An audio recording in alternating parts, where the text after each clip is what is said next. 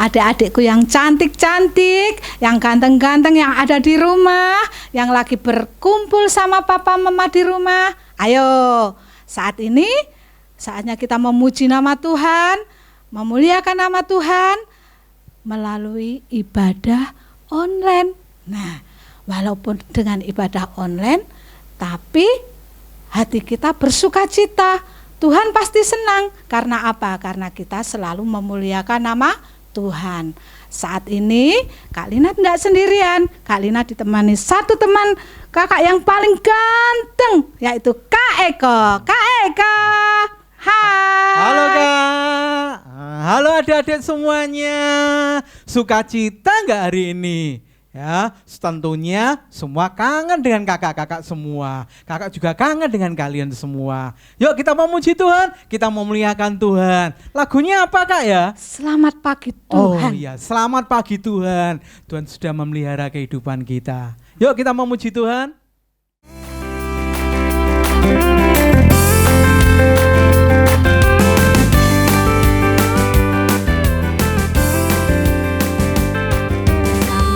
Pagi Tuhan, tak lupa terima kasih. Tuhan telah pelihara saya sepanjang hari. Matahari bersinar, burung bernyanyi, bertambah-tambah indahnya. Selamat pagi Tuhan, tak lupa terima kasih. Tuhan telah pelihara sepanjang hari. Matahari bersinar, burung bernyanyi, bertambah-tambah indahnya. Adik-adik, saatnya kita mendengarkan firman Tuhan. Kita semua siapkan hati kita dan kita pujikan satu pujian, Ku di Tanganmu.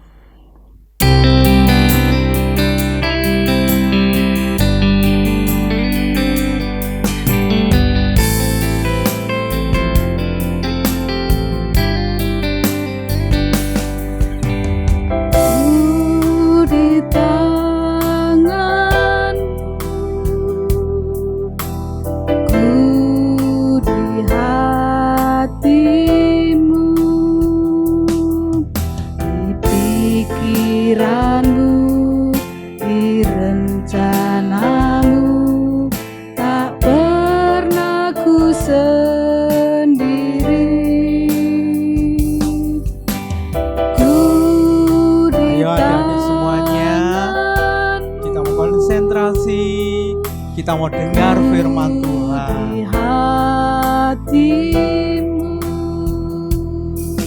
di pikiranmu, di rencanamu, tak pernah ditinggalkan.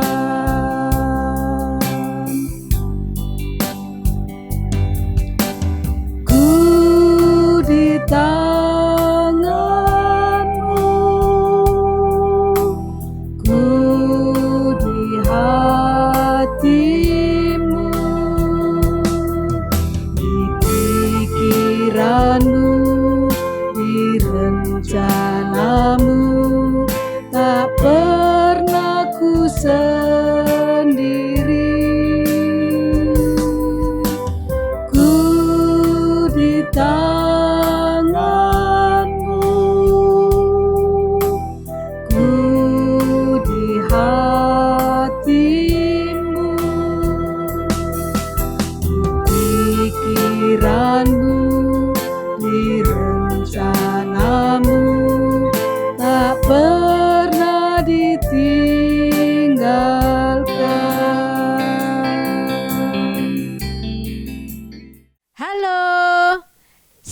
adik-adik, kita ketemu lagi.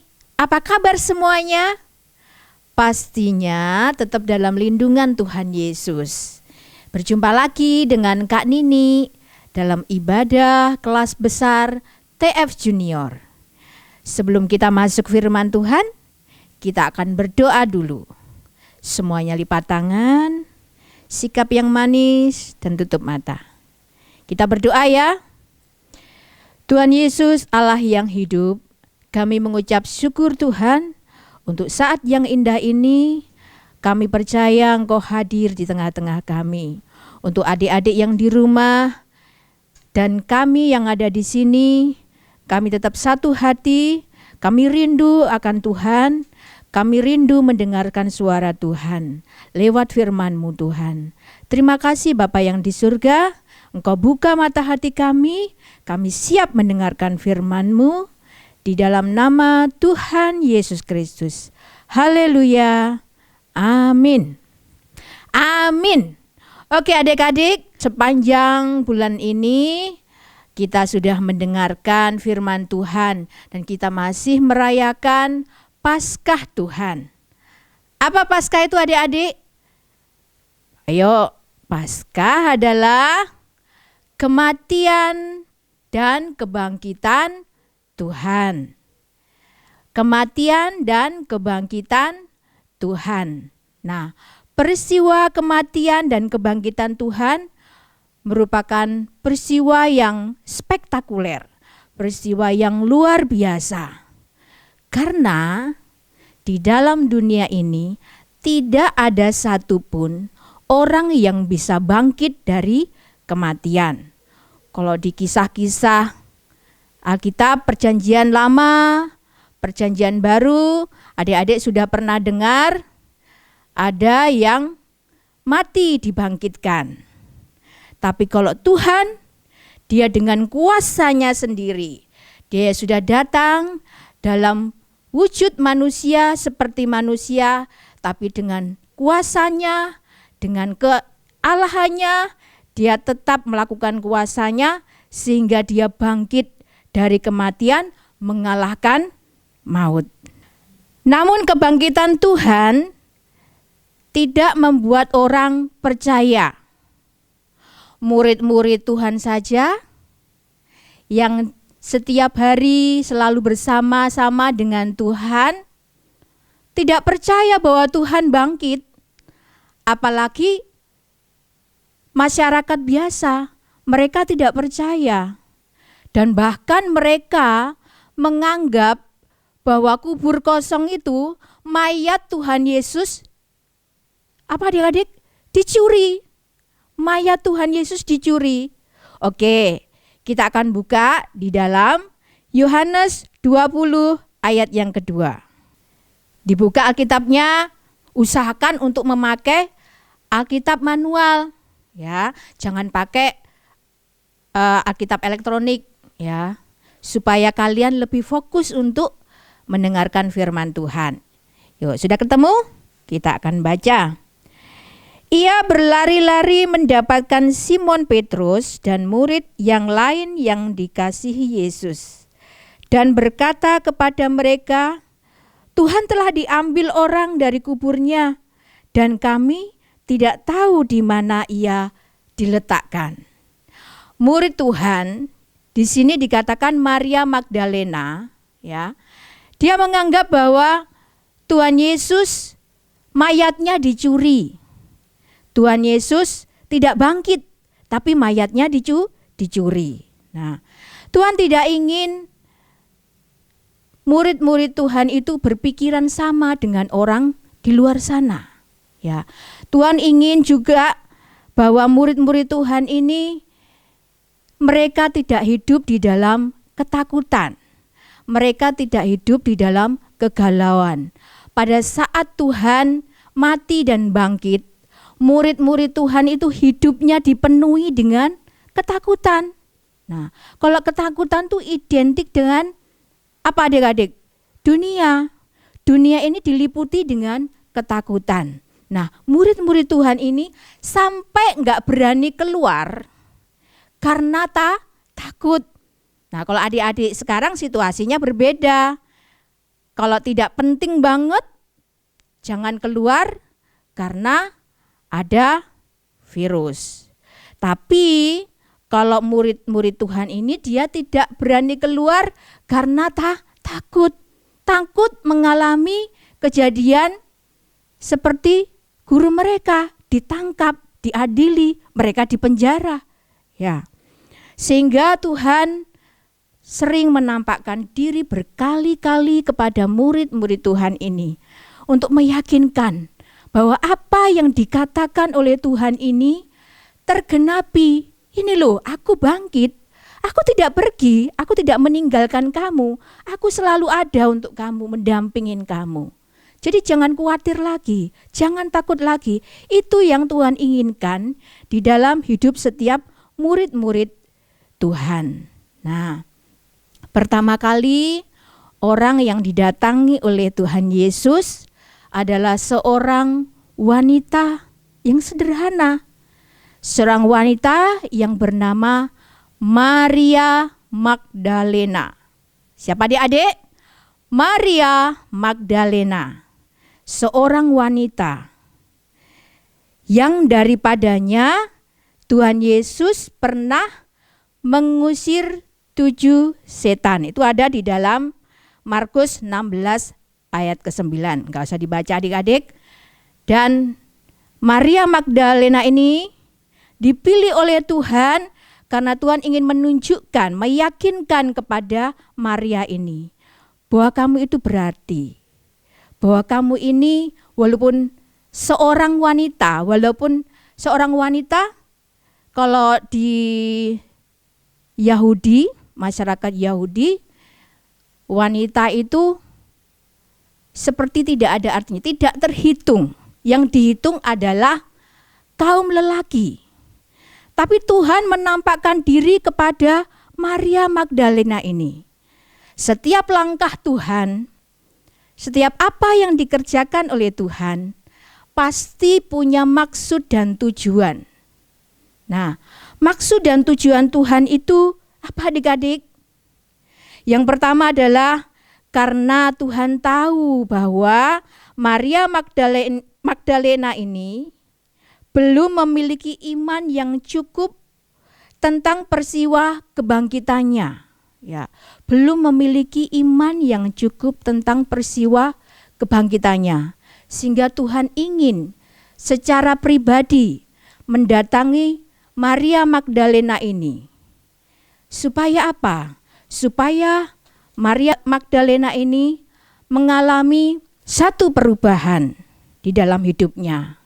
Kita lihat bagaimana respon Maria Magdalena ini pada saat melihat kubur Yesus kosong. Dia lari ketakutan. Dia takut, dia panik dan lari menjauhi kubur Yesus. Respon pertama adalah apa adik-adik? Panik, takut. Ya, karena dia belum mengenal Tuhan. Dia lupa apa yang dikatakan oleh Tuhan bahwa anak manusia dia akan mati tapi pada hari ketiga dia akan bangkit. Tapi karena saking paniknya sehingga dia berlari ketakutan. Nah, kalau misalnya adik-adik dalam situasi yang takut, panik, pasti tidak akan bisa mikir dengan jernih, ya. Sehingga tabrak sana, tabrak sini, ya. Ngerjakan soal-soal, ya, ulangan tidak bisa, ya. Nyontek solusinya? Oh, tentu tidak ya adik-adik. Kerjakan sebisa mungkin. Yang gampang dulu, ya. Yang sulit nanti. Tapi saat ini kan adik-adik masih sekolah online, ya, masih online, tugas-tugas online dikerjakan dengan sebaik-baiknya, tetap belajar, tetap semangat, ya. Kembali ke firman Tuhan, ya. Yesus ingin membuktikan bahwa perkataannya tentang kebangkitannya ini adalah benar. Dan dia sudah menunjukkan kepada Maria. Tapi respon dari Maria Magdalena ini, dia panik dan dia takut, ya. Yang kedua adik-adik, Tuhan melihat kesungguhan dari Maria Magdalena ini. Apa kesungguhannya? Kita akan lihat di dalam Yohanes 20 ayat yang pertama.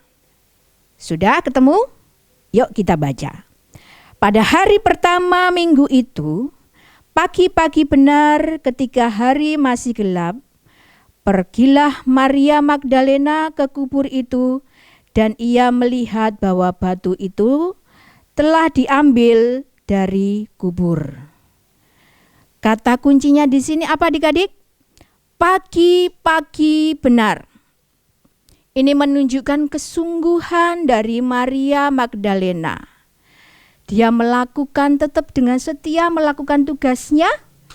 Pagi-pagi benar dia mendatangi kubur Tuhan untuk memberikan apa? Memberikan rempah-rempah. Jadi budaya di sana untuk mengawetkan mayat atau jenazah itu memberikan rempah-rempah wewangian untuk mengawetkan jenazah. Nah, itu dilakukan oleh Maria Magdalena dengan setia, adik-adik. Dengan apa? Dengan setia, pagi-pagi sekali, ya. Kalau sekarang pagi-pagi sudah enggak terasa pagi, ya. Tapi kalau zaman dulu pagi-pagi itu serem adik-adik ya, sepi banget. Kalau di sini sekitar jam 3 itu sudah mungkin kendaraan, ya zaman sekarang kendaraan, ya motor, mobil lewat, ya. Tapi kalau zaman dulu sepi, belum lagi Maria Magdalena harus menghadapi, siap-siap untuk menghadapi apa? Ditangkap sama seperti gurunya. Karena kubur Tuhan itu tidak boleh sembarangan orang karena dijaga. Jadi jangan sampai sembarangan orang mendatangi kubur Tuhan. Sehingga resiko demi resiko dihadapi oleh Maria dengan senang hati. Karena kerinduannya yang besar kepada Tuhan. Karena kasihnya yang luar biasa kepada Tuhan.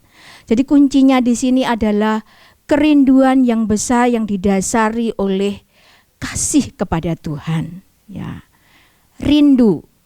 Tahu kan adik-adik? Kangen. Adik-adik kangen gak sama Kak Nini? Kak Nini kangen sama adik-adik. Kepingin berjumpa. Kapan hari ada yang nge-share ya video. Kakak sudah rindu sekolah minggu. Dengar firman Tuhan. Baca ayat. Ya menghafalkan ayat hafalan. Rindu bertemu teman-teman, bernyanyi, memuji Tuhan bersama-sama.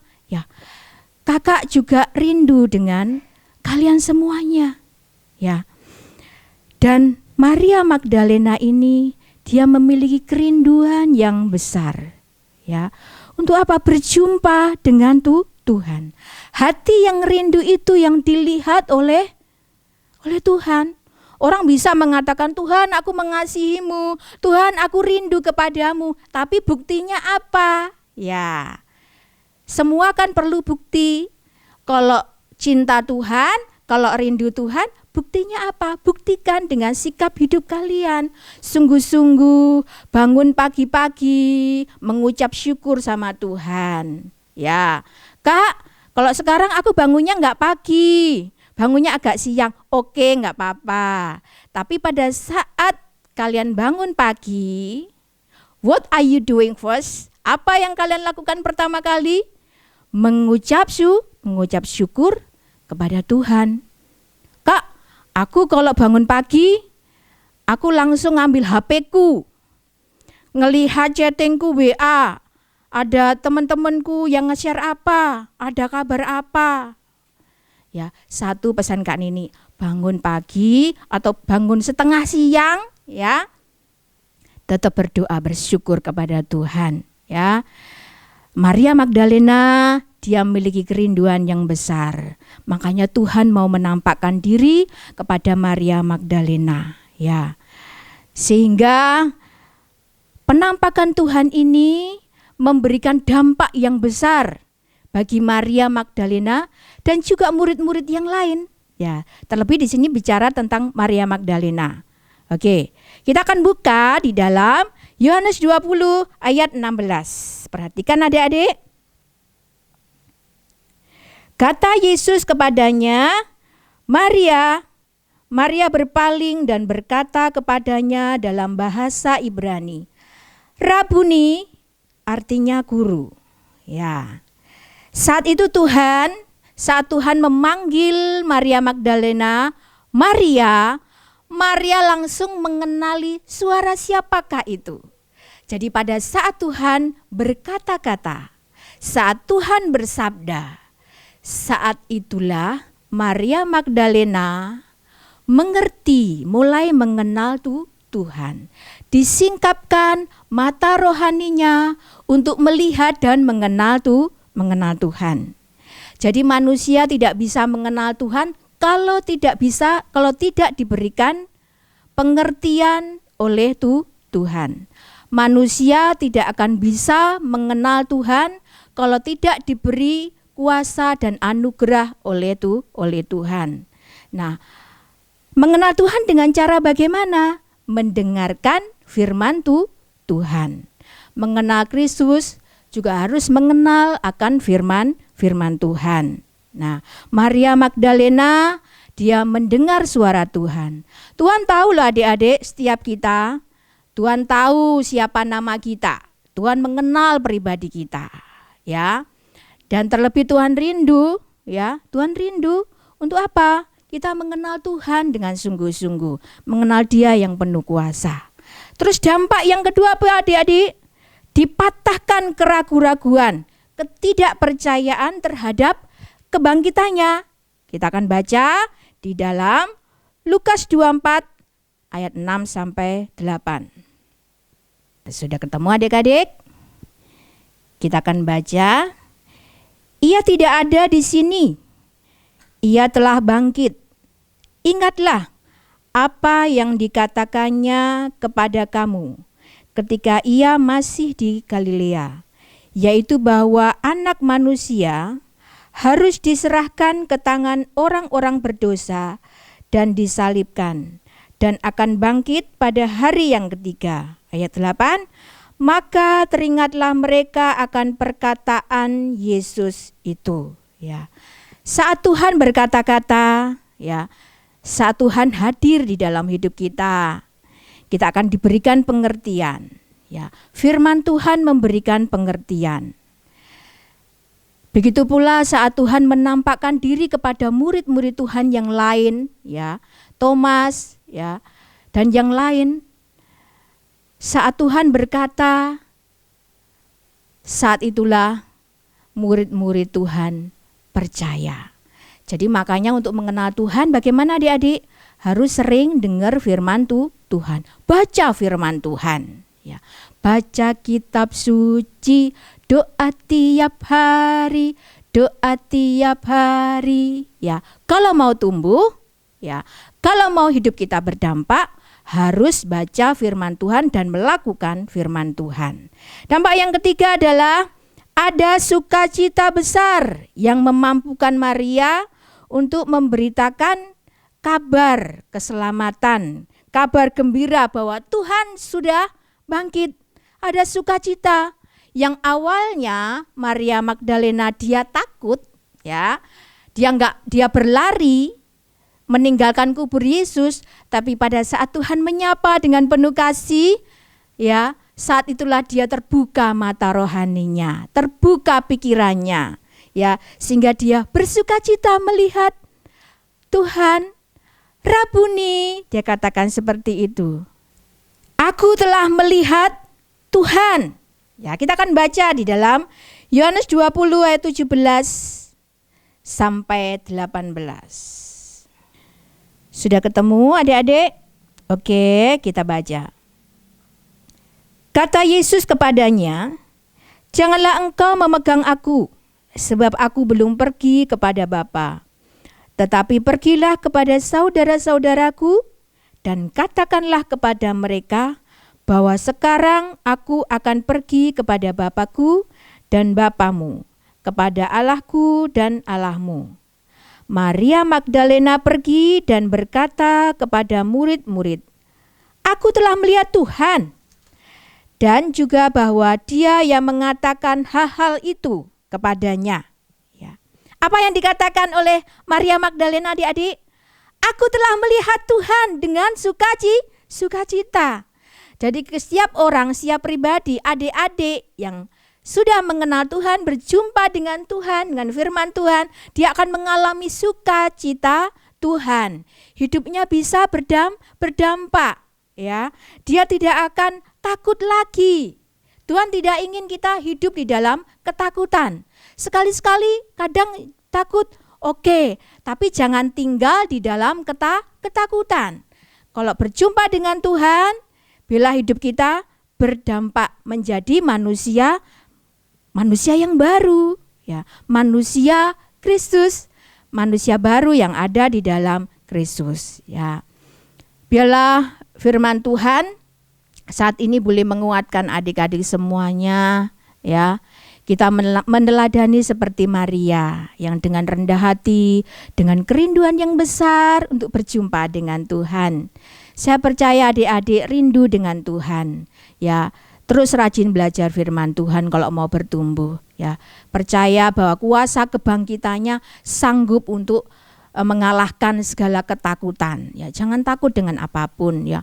Kak, kapan sih ini semua berlalu? Percaya ada masanya, pasti Tuhan akan bereskan semuanya akan berlalu sehingga kita bisa melakukan aktivitas seperti semula, ya. Kuatkan hati teman-teman kita, saudara-saudara kita, papa mama kita, ya. Jadilah pribadi yang berani, jadilah pribadi yang penuh kasih. Kita percaya bahwa Tuhan pasti memberkati kita semuanya. Oke adik-adik, firman Tuhan cukup sampai di sini. Kita belajar untuk meneladani Maria Magdalena yang selalu rindu mendengar firman Tuhan, yang selalu rindu berjumpa dengan Tuhan. Kita akhiri ibadah online ini dan pemberitaan firman saat ini. Kita akan berdoa mengucap syukur buat firman Tuhan. Yuk kita semuanya berdoa, lipat tangan, tutup mata. Bapa yang terkasih di dalam Tuhan, kami mengucap syukur Tuhan untuk firman Tuhan yang sudah kami dengarkan. Kami rindu Tuhan meneladani Maria Magdalena yang selalu rindu berjumpa dengan Tuhan. Begitu pula hati kami selalu rindu akan Tuhan, selalu rindu akan sabda Tuhan. Kami percaya Tuhan Kau memberkati setiap anak-anak-Mu dimanapun berada Tuhan. Terima kasih Tuhan Yesus. Jadikan kami berkat dimanapun kami berada, baik keluarga kami, orang tua, adik, kakak kami Tuhan, dan teman-teman kami semuanya. Terima kasih Tuhan Yesus, kami mengucap syukur untuk firman-Mu di dalam nama Tuhan Yesus Kristus. Haleluya, amin. Amin, sampai ketemu lagi. Tuhan Yesus memberkati. Puji nama Tuhan, kita sudah diberkati melalui firman-Nya. Tentunya biarlah firman-Nya memberikan kekuatan dalam kehidupan kita. Ayo adik-adik, kita memuji nama Tuhan. Segala puji syukur hanya bagi Tuhan.